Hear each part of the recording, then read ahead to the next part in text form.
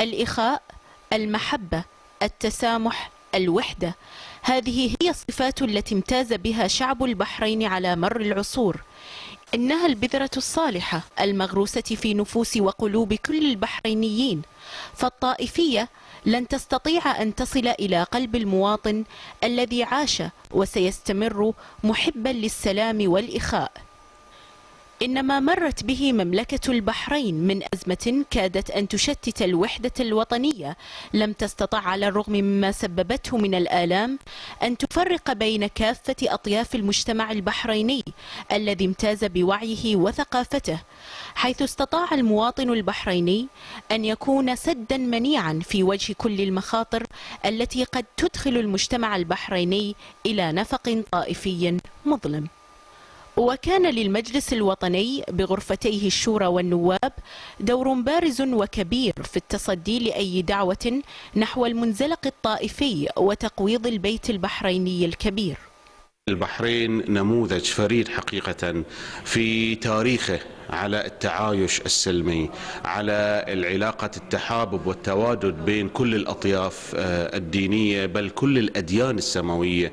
احنا في مملكة البحرين كل من يزور البحرين يرى المساجد كيف تعانق المآتم، والمساجد والمآتم تعانق الكنائس، وبالتالي هي صورة حقيقة جميلة نحن نفتخر بها، وهذا نوع التعايش الذي نحن نرغب فيه ونطمع إليه. وأنا أعتقد ستظل البحرين بلد يحتضن كل الأطياف، كل الأديان، يحترمها ويقدرها. نحن كنواب لهذا الشعب من واجبنا أن نتواصل مع جميع أطياف الشعب بكافة مكوناته وأطيافها المختلفة، وأن نعمل في الحقيقة على ردم هذه الفجوة التي حدثت والتي أحدثتها فئة خرجت على القانون وفئة غرر بها في الحقيقة. فبالتالي نحن عشنا سنين متواصلين ومتعاونين، ونؤدي دورنا في خدمة الوطن ونؤدي دورنا في خدمة البحرين. فإحنا في مجلس الشورى اللي تخصصه التشريع، أعتقد لنا دور كبير في إيصال هذا الموضوع من خلال التشريعات. موضوع اللحمة الوطنية أصبح موضوع هام، يجب أن نناقش شنو سبب هذا التفكك في اللحمة الوطنية.